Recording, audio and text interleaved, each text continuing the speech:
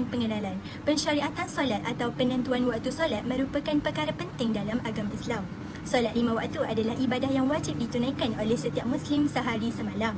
Dalil tentang solat 5 waktu berdasarkan Al-Quran dan hadis seperti firman Allah Subhanahu Wa Taala dari surah Al-Isra ayat 78 yang bermaksud, dirikanlah olehmu sembahyang ketika gelincir matahari hingga waktu gelap malam, dan sesungguhnya sembahyang subuh itu adalah disaksikan keistimewaannya.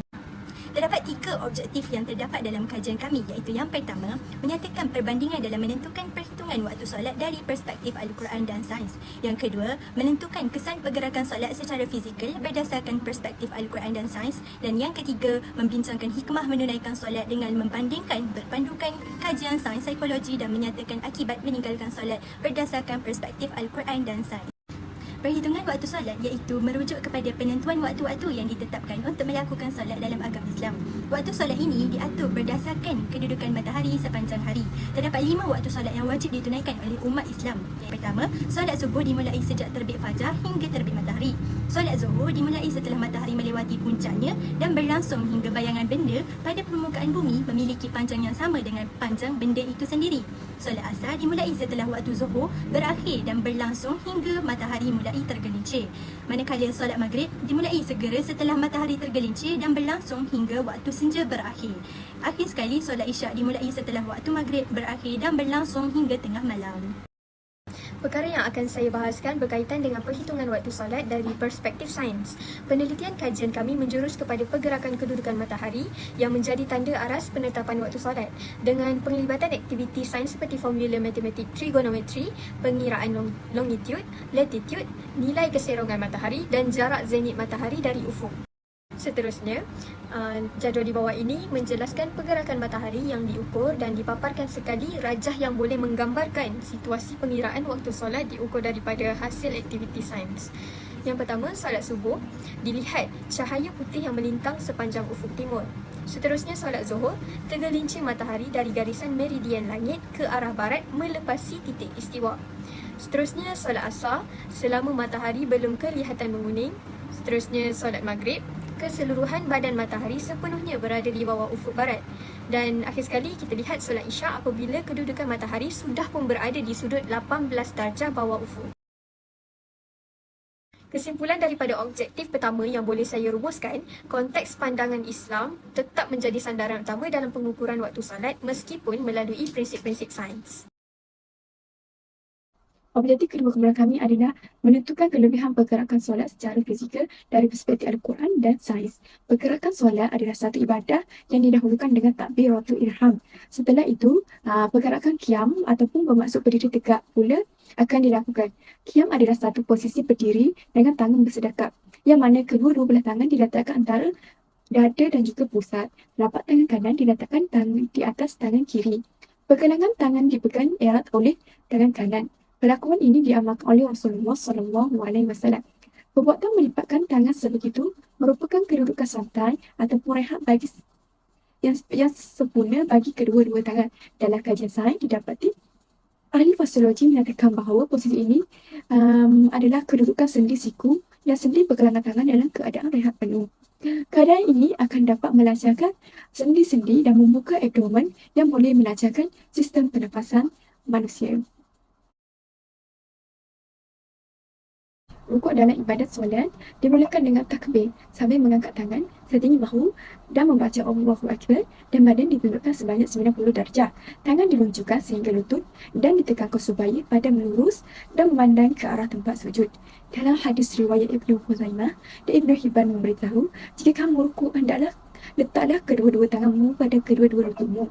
Kemudian regangkanlah jari-jarimu. Kemudian tenanglah ruas tulang belakangmu. Mantap pada tempatnya. Pergerakan rukuk ini didapati dapat menghindari dan menyembuhkan penyakit ruas tulang belakang seperti yang telah dikaji oleh para ahli sains.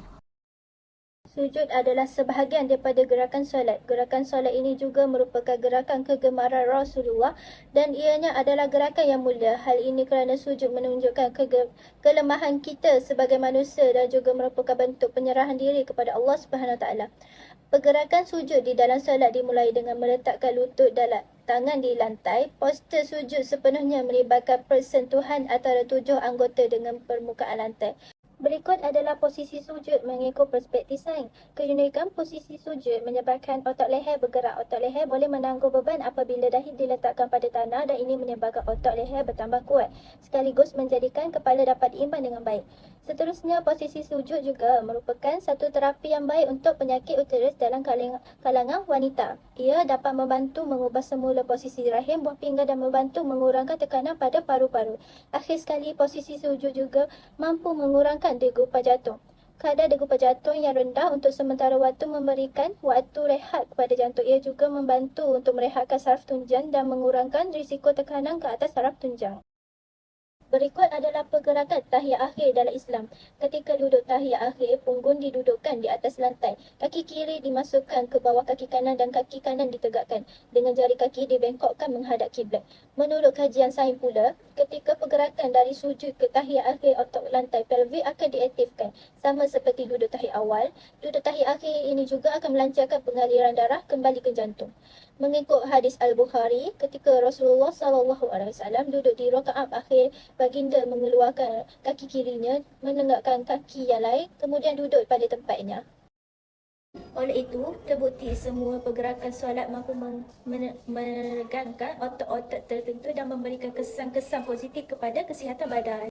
Seterusnya, hikmah menunaikan solat menurut Islam dari sudut psikologi ialah dapat menjamin kebahagiaan jasmani dan rohani. Kedua, menjadi pengurus masa yang baik. Ketiga, menjamin kualiti hidup. Keempat, menenangkan hati dan akhir sekali membentuk kepribadian yang mulia. Selain itu, kesan solat menurut sains dari sudut psikologi pula ialah isyarat otak. Jenis gelombang otak alfa menunjukkan keadaan tenang. Solat juga meningkatkan penumpuan terhadap sesuatu perkara dan memperkuatkan kuasa otak. Selain itu, otak membantu untuk menyediakan otak bagi menghadapi sesuatu cabaran dalam kehidupan seharian. Seterusnya ialah kesan terhadap daya ingatan. Solat dapat meningkatkan penumpuan dan daya ingatan. Selepas melakukan solat, seseorang itu akan menjadi lebih berwaspada untuk bertindak balas terhadap sebarang rangsangan. Di samping itu, terdapat akibat apabila meninggalkan solat menurut Islam iaitu tiada nur di wajahnya apabila meninggalkan solat subuh.